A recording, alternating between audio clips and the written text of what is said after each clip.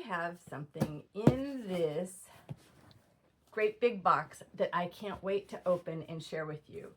Some of you may know I just got a wonderful new commission for a woman who is living in Paris, France.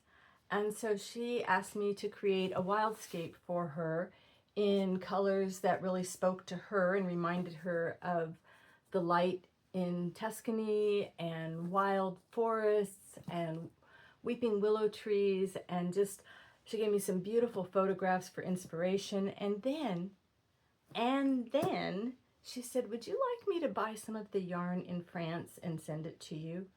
And I thought, you know, we had been going over color palettes, and as some of you might know if you've looked at my previous work, that my wildscapes tend to focus on the dark parts of the forest where the sunlight doesn't go very often. And she was really looking for something where it'd be like you stepped out of the forest into the light.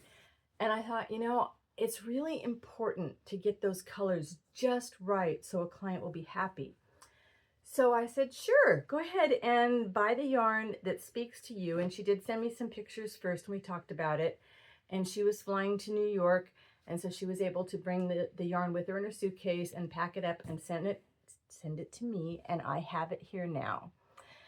And I already knew that some of the fibers were going to be ones that I used sparingly because they're beautiful fibers, but they were kind of finicky and different to work with. And anyway, let's see what's in here, and you can let me know what you think down in the comments. I'm going to turn the camera around so you can see what's in this very big box. All right. Oh my. It is packed pretty well, and it's all packed in a big bag like this.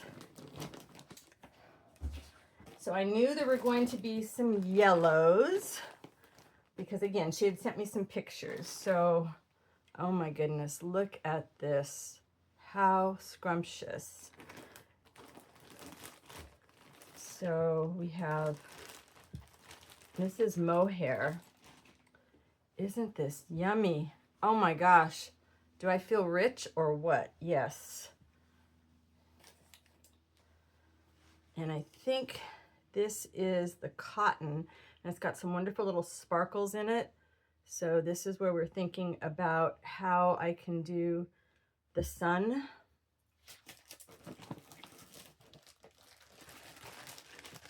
Now this is an unexpected color. There's a lot in this bag, so we're gonna move some stuff out of the way.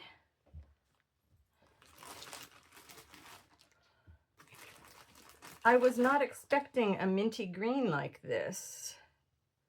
Again, very soft. This is Alpaca. So I'm going to keep them in the bags until I get acquainted with all the yarns, just because. All right, so we've got some minty green. Ooh, look at this. This is yummy. Wow, this was not a color I was expecting, although it does look nice against this minty green. This is going to be a completely different colorway for me to be working in. Let's see, this looks like some more of this. Oh, it's such a goodie bag. Ooh, look at this. This is linen. Linen is lovely to stitch with. This is a very soft linen. I have another linen that I like to use in my white work, and it's very stiff. Ah, so this matches this. So yeah, this is Mohair with some of that polyamide. I don't know how you say that, but the nylon-y stuff. Okay, so we have this. And we have more of these. So let's move these guys. We've got the yellows. All right, so these guys are all the mohairs. This looks like some more linen maybe. All right. This, I'm going to guess is, yeah, this is going to be a linen. Yummy color.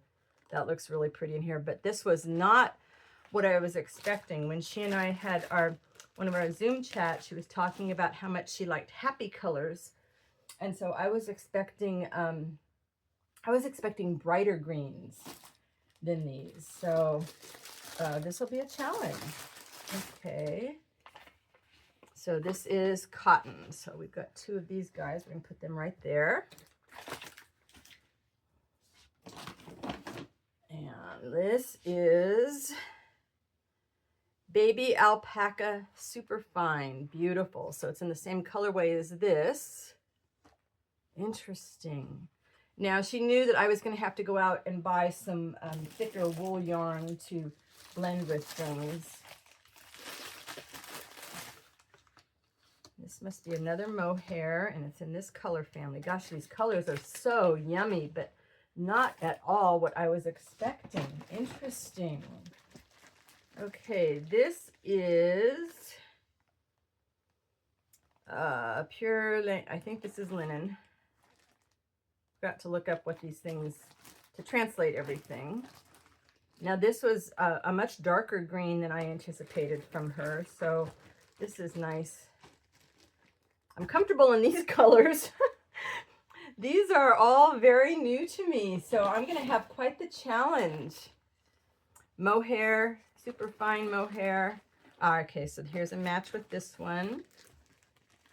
And this is, again, close to this.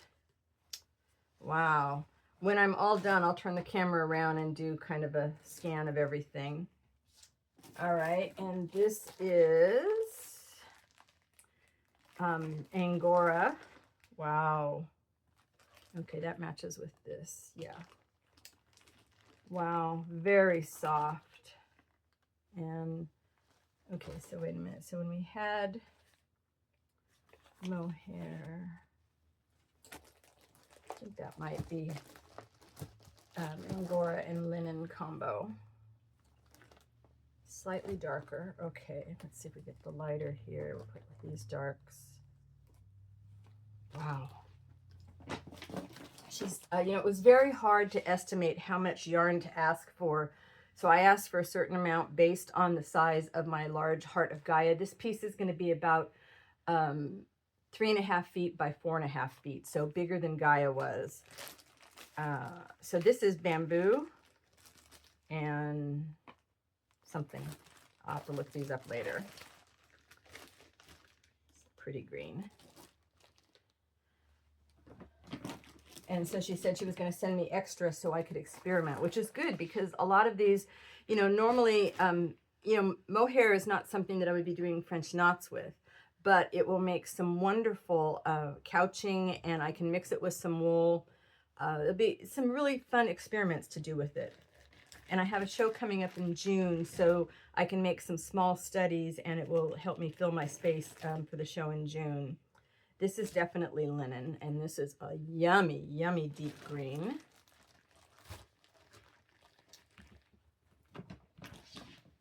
This is some more of this.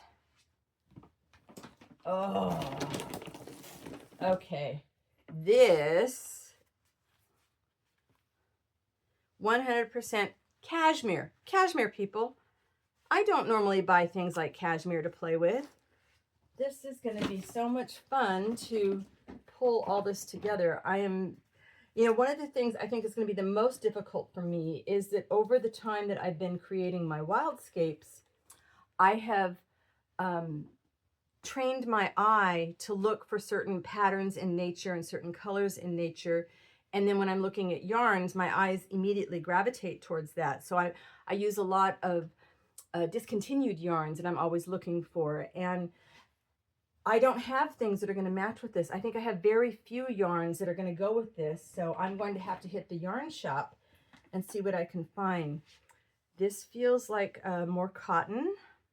And this is a beautiful grassy green. I love this.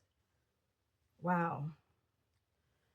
I would not normally put some of these colors together. So it will be a challenge for me to pull these together in a way that makes my client happy. And this is 100% linen. Yeah. Oh, gorgeous, gorgeous grassy green. This is just beautiful. So this is going to be my playground for the next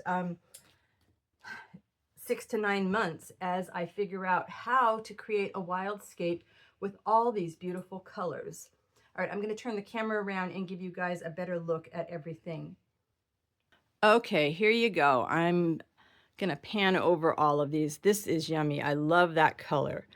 A lot of these really read more of a blue-green, which was not at all what I was expecting from her. So that is going to be a challenge. It's not something I normally work in, which doesn't mean bad. It just means my brain needs to ponder things a bit and make some experiments. I've got lots of this beautiful yellow gold. That's going to be gorgeous.